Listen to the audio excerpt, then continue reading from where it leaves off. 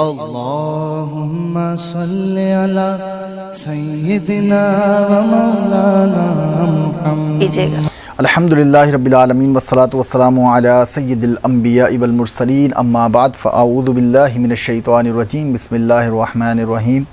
انتہائی اہم موضوع پر آج گفتگو کر رہے ہیں، یعنی سود، کہ جسے اللہ تبارک و تعالیٰ نے قرآن مجید فرقان حمید میں حرام قرار دیا، اور اسی طرح احادیث مبارکہ میں بھی اس کی بہت ساری ممانعت آئی ہے. سود کہتے ہیں ہر اس مال کو کہ جو کسی چیز کا بدلہ نہ ہو. جیسے مثال کے طور پر کوئی شخص کسی سے 1 لاکھ قرض لیتا ہے، تو قرض دینے والا شخص یہ کہتا ہے کہ جب آپ مجھے واپس کریں گے تو 1 لاکھ نہیں بلکہ 1,10,000 مجھے واپس لوٹائیں گے. تو 1 لاکھ تو لاکھ کے بدلے میں ہو گیا، لیکن یہ 10,000 جو ہیں وہ کسی چیز کا بدلہ نہیں بن رہا. اسے کہتے ہیں سود. اور سود کے بارے میں اللہ تبارک و تعالیٰ قرآن پاک میں ارشاد فرماتا ہے، الذین یأکلون الربا لا یقومون الا کما یقوم الذی یتخبطہ الشیطان من المس، کہ کل بروز قیامت سود کھانے والا اس طرح اللہ کی بارگاہ میں کھڑا ہوگا جیسے ایک مخبوط الحواس شخص ہوتا ہے، یعنی جس سے بالکل معلوم نہیں ہوتا، اس کے حواس بالکل حواس باختہ شخص ہوتا ہے، ایسے وہ شخص اللہ تبارک و تعالیٰ کی بارگاہ میں کھڑا ہوگا. نبی پاک صاحب اللہ صلی اللہ تعالیٰ علیہ وآلہ وسلم نے ارشاد فرمایا کہ شب معراج مجھے 2 اشخاص بیت المقدس کی سرزمین پر لے گئے، تو ایک خون کا دریا میں نے دیکھا کہ اس خون کے دریا میں ایک شخص کھڑا ہوا تھا اور ایک شخص کنارے پر کھڑا تھا. جو شخص کنارے پر کھڑا تھا اس کے سامنے بہت سارے پتھر رکھے ہوئے تھے. دریا میں موجود شخص جب یہ ارادہ کرتا کہ میں کنارے پر آ جاؤں تو جیسے وہ نکلنے کی کوشش کرتا تو یہ شخص اسے پتھر دے مارتا، جس سے یہ شخص دوبارہ اپنی جگہ پر پہنچ جاتا. تو میں نے پوچھا کہ یہ کون لوگ ہیں، تو مجھے بتایا گیا کہ یہ وہ لوگ ہیں کہ جو دنیا میں سود کھایا کرتے تھے.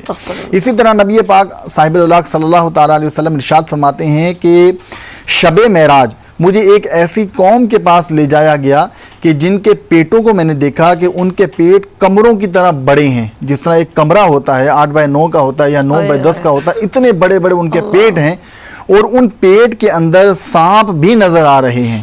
تو سرکار علیہ الصلوۃ والسلام نے ارشاد فرماتے ہیں کہ میں نے پوچھا کہ اے جبرائیل یہ کون سی قوم ہے؟ تو حضرت جبرائیل نے کہا کہ یا رسول اللہ یہ وہ لوگ ہیں کہ جو دنیا میں سود کھایا کرتے تھے. تو اس لیے ہمارے وہ بہن بھائی کے جو سودی کام میں، سودی لین دین میں وہ ملوث ہیں اور سودی کاروبار کرتے ہیں، تو انہیں اس سے عبرت حاصل کرنی چاہیے کہ آج دنیا کے معمولی سے مال و متاع کے لیے، معمولی سے مال و دولت کے لیے ہم کس طرح کا عذاب جو ہے آخرت کے لیے مول لے رہے ہیں. اس لیے ہمیں اپنے جو مال ہے اس کو حلال کمانا چاہیے، حلال اور طیب. اللہ تبارک و تعالیٰ کے پیارے حبیب صلی اللہ علیہ وسلم نے ارشاد فرمایا کہ رزق حلال کمانا بھی عبادت ہے. ایک ہوتا ہے مال میں برکت، اور ایک ہوتا ہے مال کی کثرت. ان دونوں میں فرق ہوتا ہے. اگر کسی شخص کے پاس مال تھوڑا ہو لیکن حلال اور طیب اور پاکیزہ مال ہو تو اللہ تبارک و تعالیٰ اس تھوڑے میں بھی برکت عطا فرما دیتا ہے. لیکن اگر کسی کے پاس بہت زیادہ مال ہو، لیکن ہم نے دیکھا ہے کہ ایک شخص سودی کاروبار کرتا ہے، رشوت کا لین دین کرتا ہے، لیکن مہینہ گزرنے کے بعد وہ شخص کہتا ہے کہ مال تو بہت زیادہ تھا لیکن میرے پاس بچا نہیں. تو اس میں برکت نہیں ہوئی. مال کی کثرت تو تھی لیکن مال کی برکت نہیں. اس کی مثال دے کر میں یوں سمجھانے کی کوشش کروں گا کہ جیسے ہم نے دیکھا ہوگا کہ بکری جو ہے ایک وقت میں 2 بچے دیتی ہے، تو ان کا ایک ریوڑ بن جاتا ہے.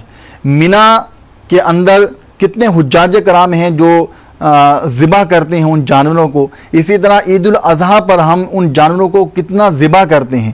تو چونکہ بکری جو ہے ایک حلال اور طیب چیز ہے تو اللہ تعالیٰ نے اس میں برکت رکھی ہے. لیکن ایک کتیا کو دیکھیں تو ایک وقت میں وہ کئی بچے دیتی ہے لیکن ان کا ریوڑ نہیں بنتا. تو ان کا ریوڑ نہیں بنتا، تعداد نہیں ہوتی، اس میں برکت نہیں ہے، اس لیے کہ وہ حرام چیز ہے. تو حرام میں اللہ تبارک و تعالیٰ برکت نہیں رکھتا، جبکہ جو حلال اور طیب اور پاکیزہ چیز ہوتی ہے اس میں اللہ تبارک و تعالیٰ برکت ہی برکت رکھتا ہے.